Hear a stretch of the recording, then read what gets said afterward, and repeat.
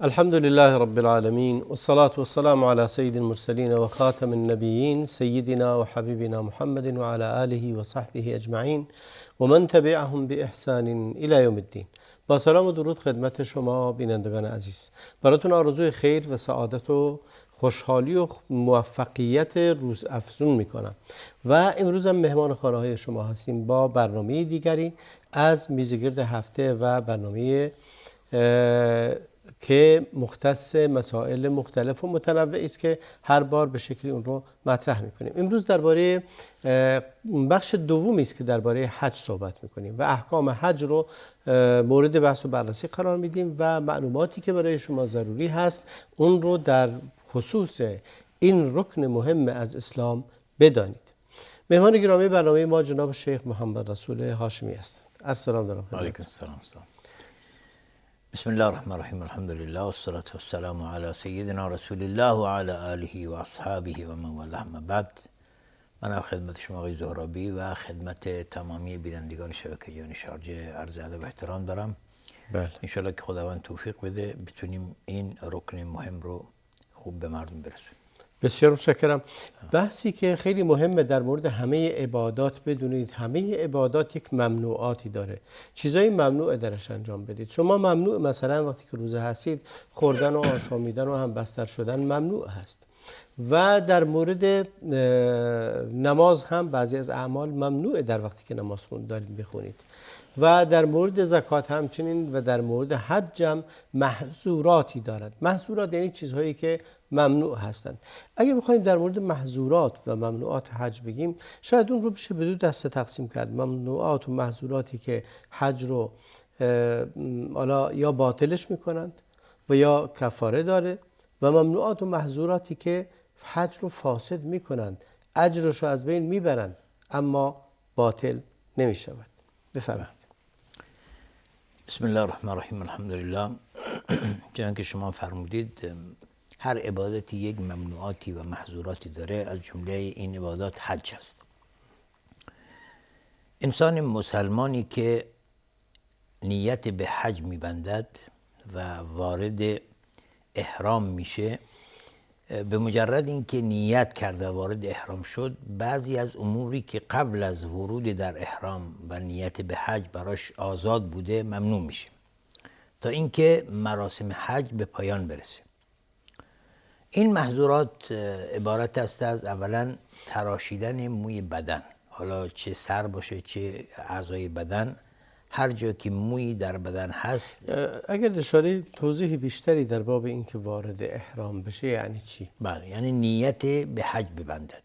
لحظه ای که نیت میکنه؟ بله، در یکی از ماهای حج که به حساب شوال، ذوالقعده و ذوالحجه هست، نیت و قصد حج میکنه و حالا از لحظه ای که احرام میبنده. چون نیت شاید این رو بینندگان عزیز هم متوجه بشن، این نقطه ای که شاید سوال باشه براشون، چون بعضیا میبینیم مثلا میگه من نیت دارم سال دیگه برم حج. بله. این نیت مقصود نیست. بله. مقصود اون لحظه به میقات که رسید. مثل چطوری میستیم به نماز، همه ما نیت داریم، قصد داریم نماز ظهر رو میخونیم، نماز عصر رو میخونیم، نماز مغرب و عشاء و صبح، ولی این نیت وجود ورود به این عبادت با گفتن تکبیرة الاحرام هست. یعنی قبلش وضو میگیریم، بعد میگیم الله اکبر تکبیرة الاحرام، وارد نماز میشیم. آیا در حج هم این رو مقصود هست وقتی که نیت احرام میکنی؟ بله. یعنی انسان لباس میپوشه و نیت میکنه. حالا لباس احرام برای مردان، برای زنان لباس عادی. بله. و نیت میکنه، از اینجا دیگه شروع میشه. از اینجا دیگه محظورات شروع میشه. تا قبل از این محظورات و ممنوعاتی وجود نداره. بعد از این لحظه هست ممنوعاتی وجود داره. آیا قبل از ورود به حالا این رو بذاریم در بحث صفت حج بگیم که اعمالی که انسان قبل از ورود به احرام انجام میده؟ بله، مشکلی نیست. یعنی خب بذارید حالا محظورات رو بفرمایید. بله. یکی از محظورات گفتیم تراشیدن موی بدن هست بعد از احرام. چه زن چه مرد، یعنی حق ندارن که موهای بدنشون رو بگیرن یا کوتاه کنن یا حتی کندن. بله، یا کندن. اگه کسی ریشش رو میکنه، عادت کردن بعضیا، این حرام، درست نیست. یا تراشیدن موهای زائد بدن بعد اون جایز نیست. بله، درست نیست. دومین مورد کوتاه کردن ناخن هست. چیدن ناخن. بله، چیدن ناخن ها باز درست نیست. حالا اگر ناخنی شکسته بشه خودش اینطوری اشکالی در اون نیست. یعنی اگه ناخنی شکسته میتونه اون رو بچینه؟ بله میتونه بچینه و اشکالی در اون نیست، چون به عمد نبوده. و همچنین موهای بدنی که مثلا شما آبتنی میکنید موی بدنت میریزه، این در اون اشکالی نیست چون به عمد نیست، ولی باید طوری آبتنی بکنه که یعنی باعث کنده شدن موی بدن نشه یعنی فشار به بدنش ناره یا بکشه که موهای بدنش رو بکنه. پس کوتاه کردن ناخن هم از جز ممنوعات هست. از دیگر ممنوعات پوشیدن سر برای مردان، یعنی مردان حق ندارن سرشون رو بپوشونن با حالا یا با کلاه مگر اینکه عذری داشته باشه. بله مگر اینکه عذری باشه. اگر عذری باشه باید فدیه بدن. بله. و پوشیدن نقاب برای زنان، زن حق نداره که نقاب بزنه به صورتش و یعنی به صورتش نقاب بچسبه. دستکش ممنوعه. بله نقاب به دستکش برای زنان ممنوع هستش.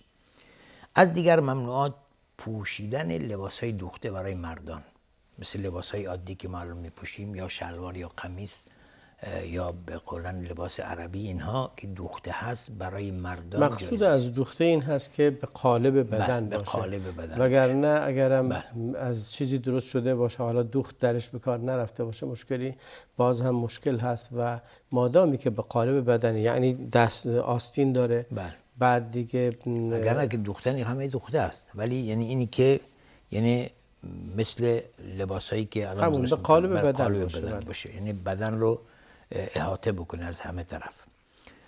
این برای مردان ممنوع هست، ولی زنان میتونن هر نوع لباسی که دلشون میخواد بپوشن. و اینی که برای زنان یک نوع لباس خاصی یا یک رنگ خاصی رو تعیین میکنن، این از نظر شریعت جایگاهی نداره و وارد نشده که مثلا حالا زن باید یا لباس سفید بپوشه یا سبز بپوشه یا مثلا سیاه بپوشه. نه، هر لباسی و هر رنگی که دلش میخواد میتونه بپوشه و اشکالی در اون نیست. همچنین نپوشیدن کفش برای مردان، یعنی مردان اجازه ندارن که کفش بپوشن مگر اینکه نعلین پیدا نکنه و نباشه. یعنی کفش نپوشه اما جایزه که دمپایی بپوشه. بله، مگر اینکه دمپایی گیرش نیاد و وجود نداشته باشه، اون موقع علما گفتن که اشکالی در اون نیست مادامی که قوزک پا رو احاطه نکنه. ولی مادامی که نعلین و دمپایی باشه حق پوشیدن کفش رو نداره مردان، ولی زنان میتونن کفش بپوشن. از دیگر ممنوعات استفاده از عطر و بخوشی ها در لباس و بدن هست. همچنین جوراب هم ممنوعه. بله جوراب ممنوعه. جوراب جزو لباس ممنوعه. بله چون دیگه دوخته شده است و بدن رو احاطه میکنه. استفاده از عطر و بخوشی در لباس و بدن، یعنی حالا یکی ممکنه استفاده بکنه از عطر روی لباسش بزنه، روی احرامش بزنه، این درست نیست که بگه نه من به بدنم نزنم. ممنوع هست. ممنوع هست هم در لباس و هم در بدن. این جزء ممنوعات هست و نباید انسان استفاده بکنه از این بخوشی ها در ایامی که در احرام هستش. از دیگر ممنوعات جماع کردن هست. معاشرت جنسی که این باعث میشه به حساب جزء ممنوعات بزرگ هست و حج رو فاسد میکنه. جماع کردن درست نیست در ایام حج، جزء ممنوعات هست و همچنین مقدمات جماع اینم باز جزء ممنوعات. یک سوال پیش میاد چون بعضیا هستن که یک طوافی دارن به اسم طواف النساء انجام میدن گرچه چنین چیزی در شرع نیومده، ولی یک سوال اینجا پیش میاد وقتی که گفته میشود اینا ممنوعن، ما مجموعه از محظورات رو اینجا الان جناب عالی ذکر کردید، از جمله اون محظورات معاشرت جنسی، آیا این به اون معنیه که طرف زنش برش حرامه؟ یا اینکه فقط به خاطر حج ممنوع معاشرت جنسی تا زمانی که در احرامن؟ اگر کسی در احرام بود و مرتکب معاشرت جنسی شد، آیا بعد اون زنش برش حلاله؟ حلاله، ولی خب یعنی مرتکب حرامی شد. چطوری میتونه از این ممنوعیت در بیاد؟ انسانی که در ایام حج هست باید بهش میگن چیزایی میگن تحلل اول یا تحلل دوم. تحلل اول اینه که همه چیز بر او حلال میشه به جز جما کردن. تحلل دوم معاشرت جنسی بگید. تحلل دوم که با طواف هست صورت میگیره، با طواف افاده. اون موقع همه چی برش حلال میشه، حتی نزدیکی یعنی طواف افاضه رو که انجام داد زنش برش حلال. بله همه چی حلال میشه. همه چی حلال میشه و اگرم انجام نداد کسی مرتکب محظور شد هیچ موضوع خاصی وجود نداره، حجش رو تموم میکنه و سال دیگه برش واجبه به حج بکنه. ولی در این مدت 1 سال زنش برش حرام نیست. حرام نیست. بله. طلاق که واقع نشده بلکه ممنوع بوده به خاطر بله مرتکب حرام شده. کفاره باید کفاره بده. بله. خب میفرمایید محظورات احرام رو. بله باز گفتیم از محظورات مقدمات جما هست، یعنی بوسیدن یا حرفای عاشقانه زدن یا چیزی که باعث نه حرفای عاشقانه نه، حرفای جنسی زدن. حرفای جنسی دیگه هم به حساب که باعث تهیج و باعث به حساب اثاره مرد چون حرفای عاطفی زدن بله. معنیش این نیست که حتما ممنوعه. کسی به زنش بگه دوستش داره خب نه اون که نه، منظوری که باعث بشه که مسائل جنسی حرف زدن در مسائل جنسی. بله. اینها ممنوع هستش. همچنین از ممنوعات دیگر شکار کردن حیوانات وحشی در خشکی، یعنی کسی که در حالت احرام است حق نداره که شکار بکنه حیوانات وحشی به حساب در صحرا و خشکی. اما در دریا اشکالی در اون نیست. مثلا کسی که احرام به حج داشته باشه میتونه مثلا صید به حساب دریا بکنه و ماهی بگیره یا اینا، اشکالی در اون نیست. خداوند فرمود حرمت علیکم صید البر ما دمتم حرما. بله. صیدهای بری خشکی ممنوع. بله بحر ممنوع نیست. بله ممنوع نیست. از دیگر ممنوعات عقد نکاح است، ازدواج کردن. یعنی کسی که در ایام حج بره خواستگاری و عقد نکاح ببنده این باطله و درست نیست. یعنی حتی اگر عقدم ببندد این عقد منعقد نمیشه، چون جزء ممنوعات هست و در ایام حج ایام عبادت هست و نه ایامی که به حساب به این مسائل ارتباط داشته باشه. این کلا آیا این متفقون علیه هست که خواستگاری کردن ممنوعه و یا اینکه عقد بستن ممنوعه؟ کلا جمهور فقها بر این عقیده هستند که عقد نکاح باطله، یعنی درست نیست. بله. و منعقد آیا جزء محظورات است یا منعقد هم نمیشه؟ نه جزء محظورات است و منعقد هم نمیشه. بله. این کلا جزء محظورات احرام هستش. این مجموعه عبارت بود از ممنوعات احرام. یعنی بعد اینکه احرام کردیم و گفتیم لبیک اللهم بحج لبیک اللهم بعمره، این دیگه جزء ممنوعات احرام هست و کسی که قصد حج دارد و وارد احرام شده است نباید هیچ کدوم از این ممنوعات رو انجام بده. خب اگه اومدیم و انجام دادی که از این محظورات رو، حکمش چی است؟ بعد از میان برنامه برمیگردیم و ادامه صحبتامون به جناب آقای هاشمی.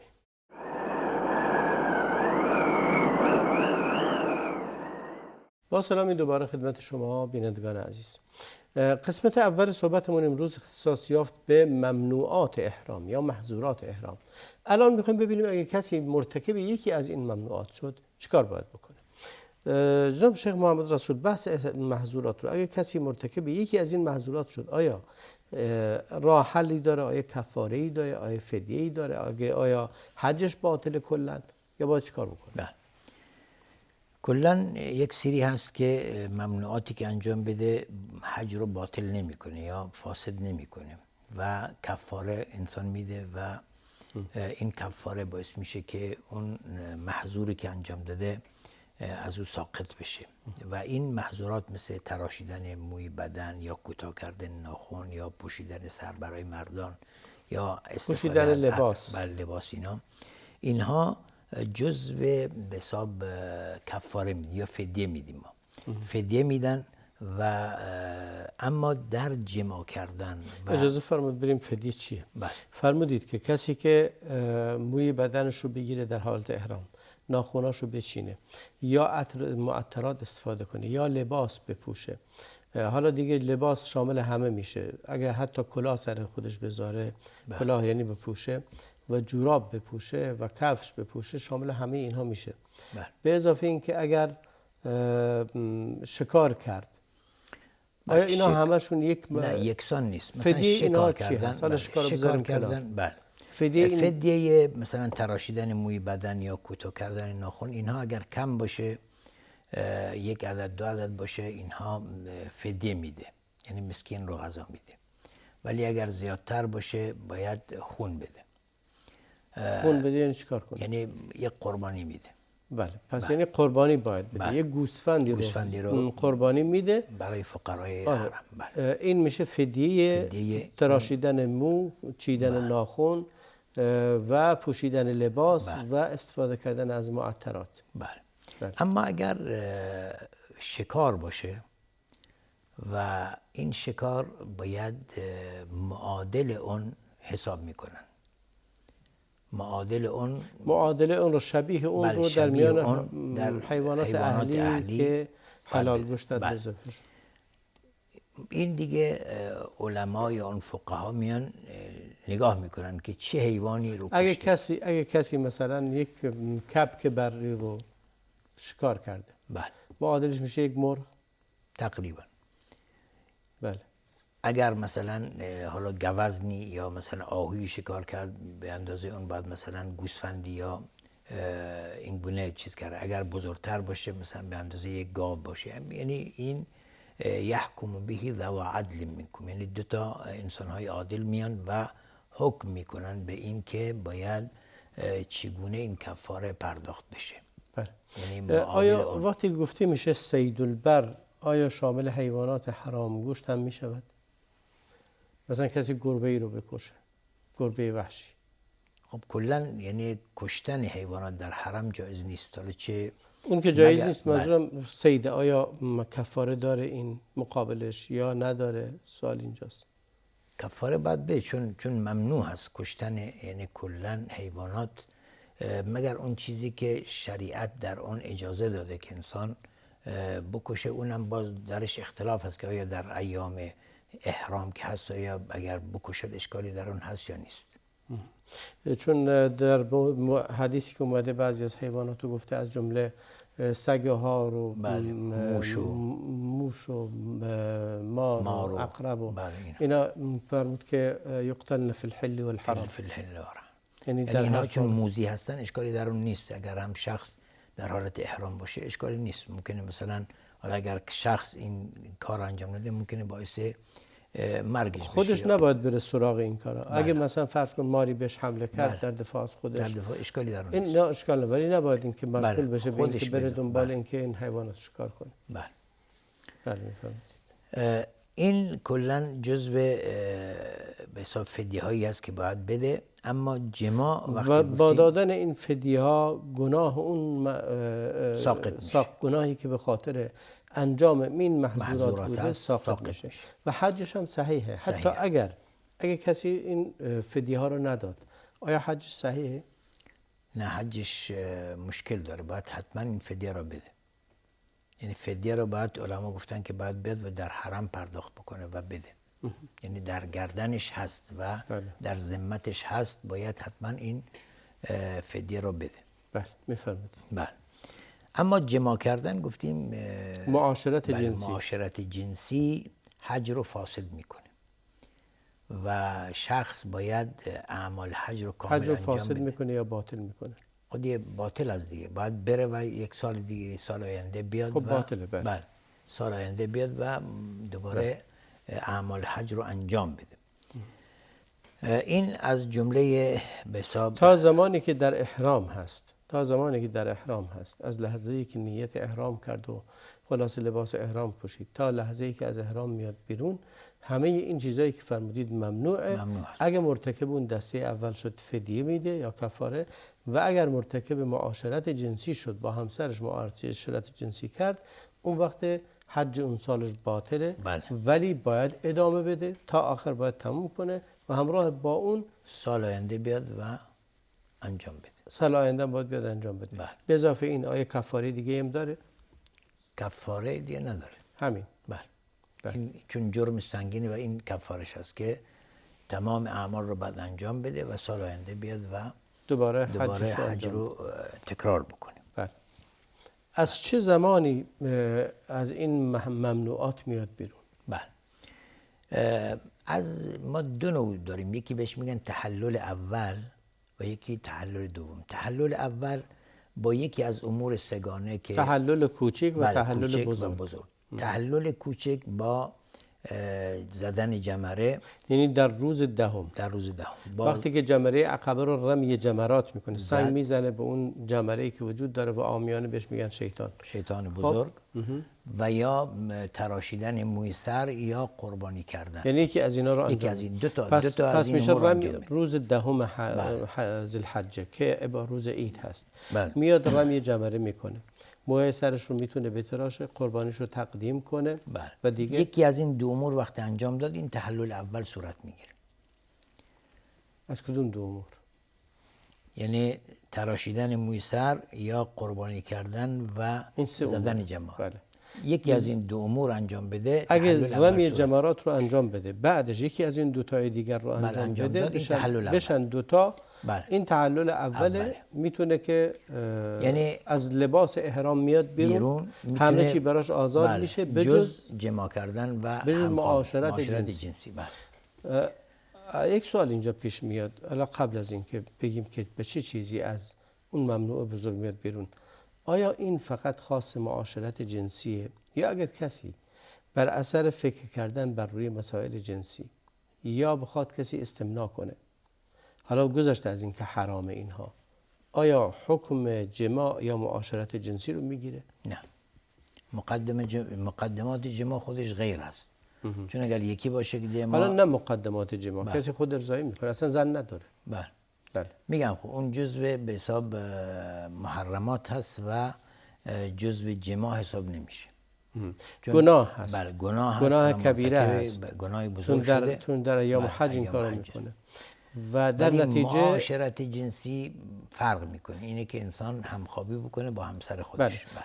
کسی اگر این کارا رو کرد یا فکر کرد، امروز وسایل چی هم وجود داره، نگاه کرد به یک عکس مبتذل و خلاصه جوان و انرژی قدرت جنسیش هم زیاد و ارضا شد. بله. یا با لمس کردن خودش ارضا شد، یعنی خود ارضایی کرد. اگه کسی این کارو کرد، یک، مرتکب حرام شده. دو، من حجش باطل یا باطل نیست؟ باطل نیست، ولی باطل مرتکب حرام شده. مرتکب حرام شده. باید فدیه باطل. فدیه داره؟ بله. فدیهش چی هست؟ فدیه باید بده، یک قربانی باید بده. یک قربانی بده و حجش صحیح است. ولی اگه معاشرت جنسی رخ داد، بله، این دیگه حجش فاسد و باطل میشه. اگر معاذ الله مرتکب زنا شد، فرقی نمیکنه. هم حجش باطله، بله. هم حکم زنا برش هست به عنوان یک گناه کبیره و گناهش هم بیشتر است از کسی که در غیر حرم این کارو میکنه. در غیر احرام این کارو میکنه. گناه اون گناهان همیشه گناهند، ولی در ایام این گناهش بیشتره. در شهر الله الحرام هستش. بله. ماه محرم هم هستش. این اموری است که به اصطلاح جزء محظوراته و باید انسان رعایت بکنه. این امور تحلل بزرگ. بله. و چطوری میتونه الان همه چی آزاد شده براش. بله. همه چی حلاله، یعنی میتونه لباس بپوشه، میتونه موهاشو بزنه، میتونه عطر بزنه، میتونه خلاصه ناخونشو بچینه، ولی هنوز یه چیزی مونده که برش حرامه و اون هم معاشرت جنسیه. ممنوعه برش این کارو بکنه. این ممنوع هست تا اینکه طواف افاضه رو انجام بده. به مجردی که طواف افاضه یا طواف رکن که بهش میگن، به مجردی این طواف اصلیه. طواف اصلی هستش. بهش میگن که طواف افاضه که بعد از برگشتن از عرفات و مزدلفه به منی و رمی جمرات، بعد رمی جمرات دیگه طواف افاضه وقتش هست که طواف افاضه انجام بده. بله. بعد اینکه طواف افاضه رو انجام داد، دیگه معاشرت جنسی هم حلال میشه براش. بله. این کلا خلاصه محظورات هست که باید انسان مسلمان دقت بکنه و این امور رو دقیقاً یاد بگیره و مطالعه بکنه تا بتونه که حجش واقعاً با این زحماتی که میکشه حجش فاسد و باطل نشه. بله. در اصطلاح بین مردم اصطلاح شده، میگن حج فرض و میگن حج عمره. بله. مقصود از این دو تا اصطلاح چی هست؟ چرا میگن حج عمره و بعد میگن حج فرض؟ بله این یک اصطلاح غلطی است که ما حج داریم حج و داریم عمره. عمره داریم. حج عمره ما نداریم که. حج و عمره بله، یعنی مقصود از حج و عمره یعنی همون به حساب یکی از انواع حج هستش. بله. خب حالا اگه بفرمایید بحث این که تفاوت حج و عمره، حج و حج و عمره چیه؟ حالا البته نگیم حج و عمره چون این اصطلاح غلطه. عمره تنها بله چه حکمی داره و چگونه هست و حج چه تفاوتی با این داره؟ بله کلا حج و عمره جزو واجبات هست، یعنی طبق اصح اقوال علما. هم حج یعنی واجبه هم حج عمره. واجبه و هم عمره در عمر یک بار واجبه. که شخص مسلمان حتما باید یک بار در عمرش حج و یک بار در عمرش عمره رو انجام بده. خب بسیار خوب، بریم سراغ انواع حج تا بعداً برمیگردیم به تفاوتی با عمره تنها. بله انواع حج. انواع حج ما 3 نوع حج داریم. یکی حج تمتع هست و حج قران و حج افراد. حالا حج تمتع چیه؟ حج تمتع اینه که انسانی که احرام میبنده و نیت میکنه در ایام به حساب ماهای حج که شوال یا ذوالقعده یا ذوالحجه باشه میاد و به میقات که رسید و لباس احرام پوشید، هنگام نیت میگه لبیک اللهم عمرتن. یعنی اول نیت عمره میکنه کسی بله. که قصد حج تمتع داره. بله نیت به عمره میبندد. خب چرا بهش میگن تمتع؟ بله به خاطر اینکه از خوشی ها استفاده میکنه. کدوم خوشی ها؟ مثلا وقتی که نیت به عمره بست، به حرم که آمد طواف میکنه و سعی میکنه و موهاشو کوتاه میکنه، از لباس احرام میاد بیرون. یعنی محظورات احرام یا پوشیدن لباس احرام فقط تا زمانیه که عمرهشو انجام بله. میده. عمره که انجام داد میاد بیرون و منتظر میشه، از دیگه آزاده. مثل بقیه مردم از تمام خوشی‌ها استفاده میکنه. آزاد، این بهش میگن تمتع. آزاد است تا روز 8 ذوالحجه که دوباره نیت به حج میکنه یا روز 9. توقفی میکنیم برمیگردیم خدمت شما. بینندگان عزیز با ما بمونید، توقف کوتاهی میکنیم و برمیگردیم به استودیو.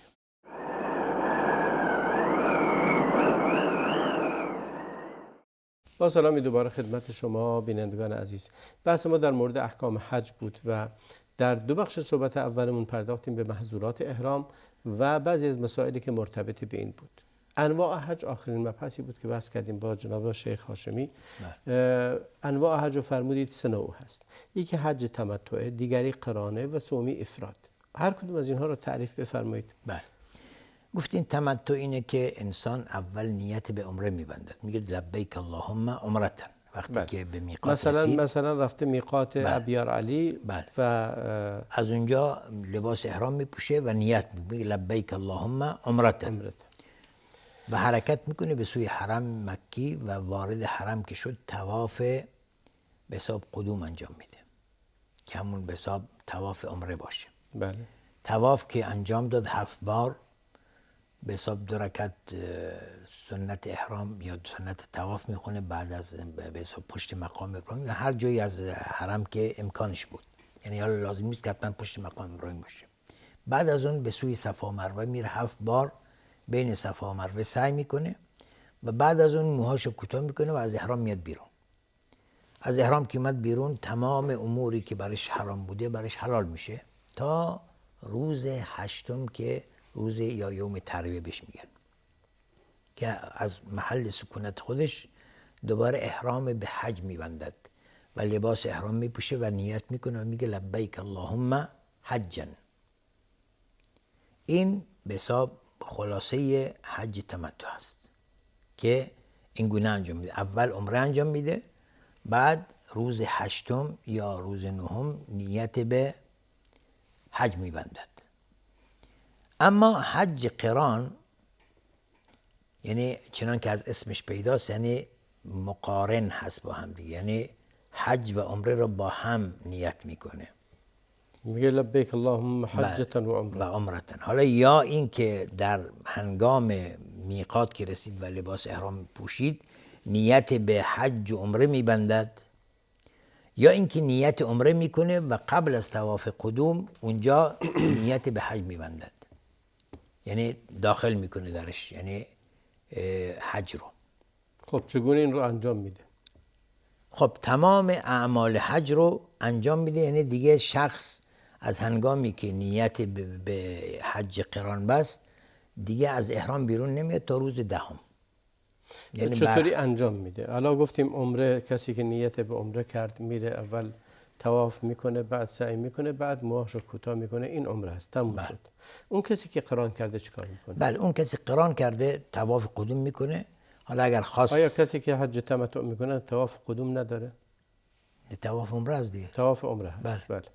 این طواف قدوم انجام میده. کسی که قران بسته طواف قدوم انجام میده.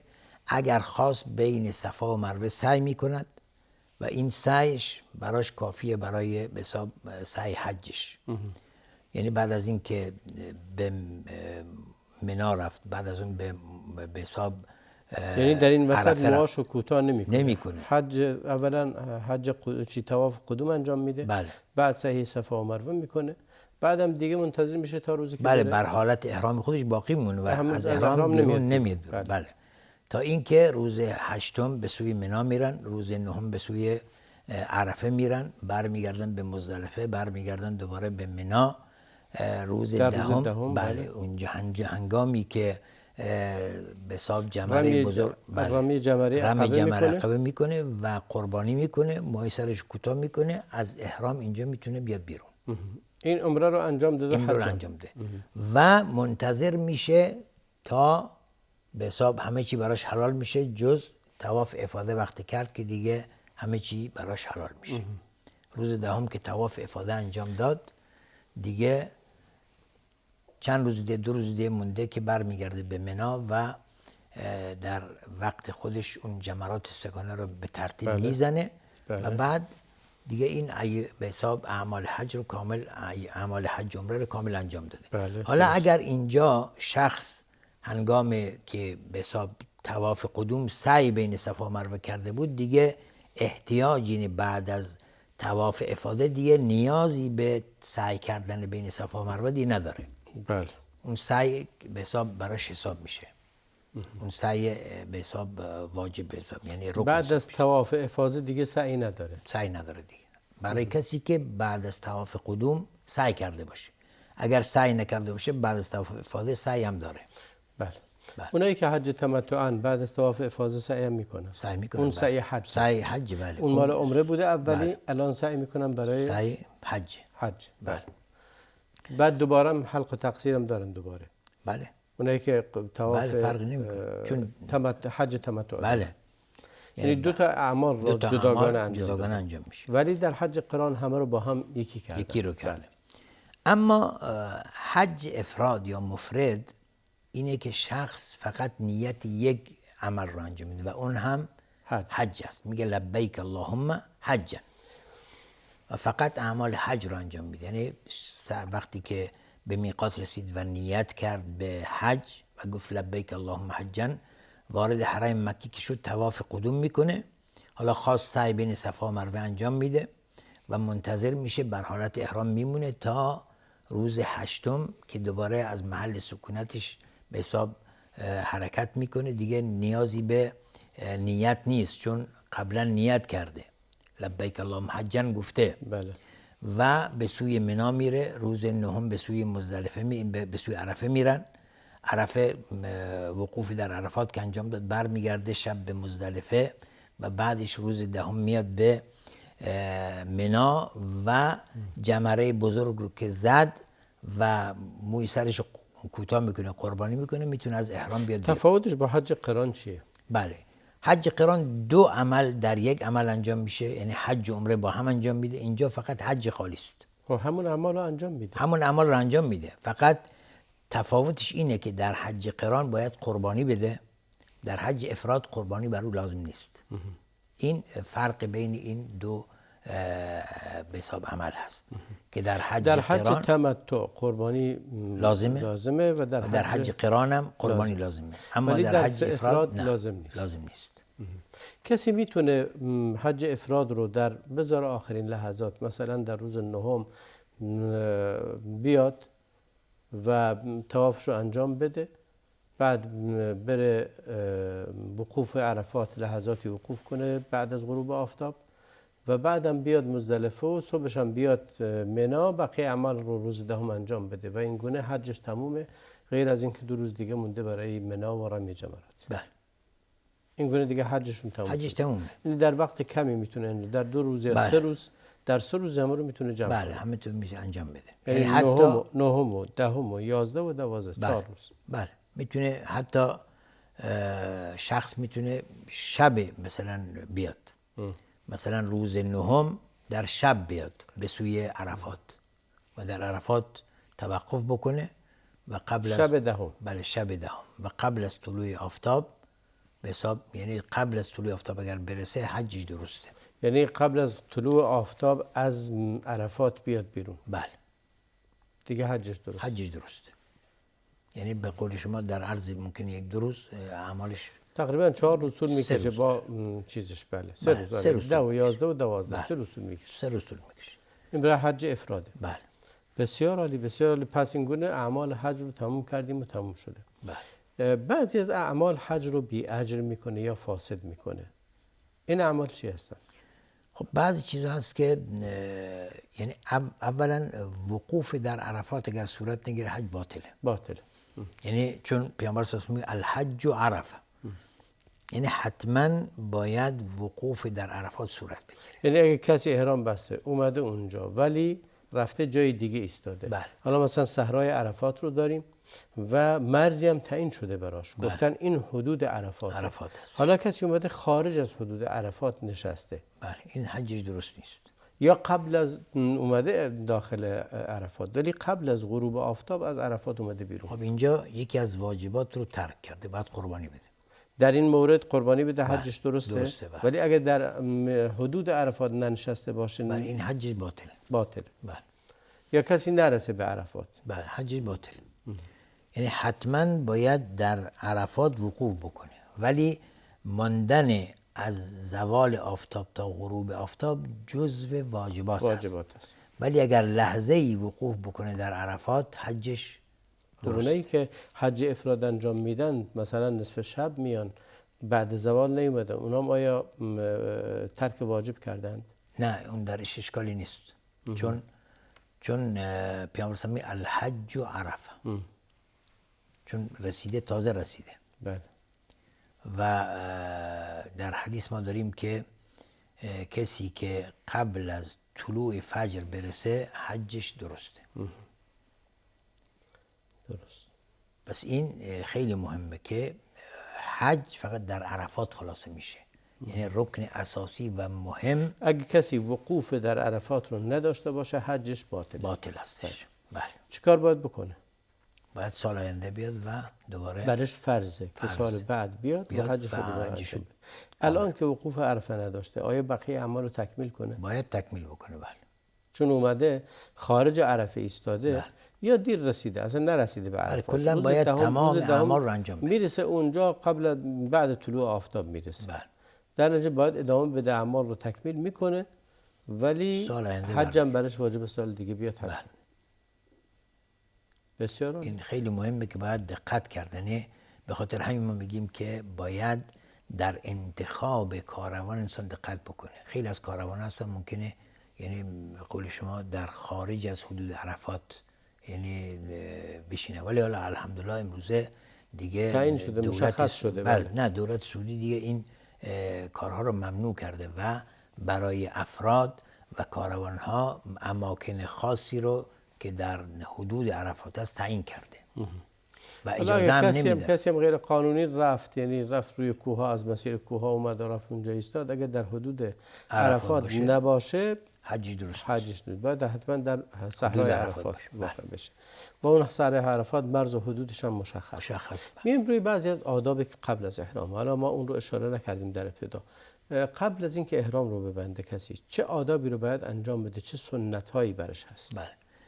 قبل از احرام بستن غسل کردن سنتی که انسان غسل بکنه، موهای زائد بدنش رو بتراشه، ناخنش رو بچینه، کوتاه بکنه، بوخوشی استفاده بکنه، به خودش عطر بزنه، به لباسش عطر بزنه و 2 رکعت خلاصه سنت بخونه و این جزء به دو حساب رکعت نماز سنت میخونه، بعد از این هست که نیت میکنه. نیت میکنه و لباس یک سوال اینجا پیش میاد، آیا کسی قبل از اینکه لباس احرام رو به تن کنه نیت کرد، درست نیتش؟ اشکالی در اون نیست. اگه کسی تو خونه خودش لباسای عادی، همین لباسا تنمون از بگیم لبیک اللهم بعمره، اشکالی در اون نیست، فقط باید قبل از یعنی عبور کردن از میقات باید لباس ها رو بیرون بیاره و لباس احرام بپوشه. خب اگه چیزی برش نیست، طرف لباس عادی پوشیده، آیا در لباس عادی که پوشیده آیا برش نیست که کفاره بده؟ میگم اگر وقتی که شما در منزل هستید یعنی نیت میکنید به احرام، یعنی نیت میکنید به حج یا عمره، بله. این نیت شما درسته، ولی چون لباس تنته، نه این لباسایی که تنته اشکالی در اون نیست، باید قبل از رسیدن به میقات یعنی از میقات عبور نکنید. یعنی لباسایی که شما پوشیدید یعنی بعد از میقات هست که اگر لباس دوخته تنت باشه اون وقت باید فدیه کفاره هست، اینجا باید کفاره. قبلش باید این لباس رو تر بیاری و لباس احرام بپوشی. بله. یعنی از میقات نباید عبور کرد. بله بسیار متشکرم. اگر از میقات عبور کردید این کفاره داره و فدیه و باید خون بدید. بله بسیار متشکرم. تا انتهای برنامه رسیدیم. تا برنامه دیگر و فرصتی دیگر شما عزیزان رو به خدای بزرگ میسپارم و صلی الله و بارک علی نبینا محمد و علی آله و صحبه اجمعین.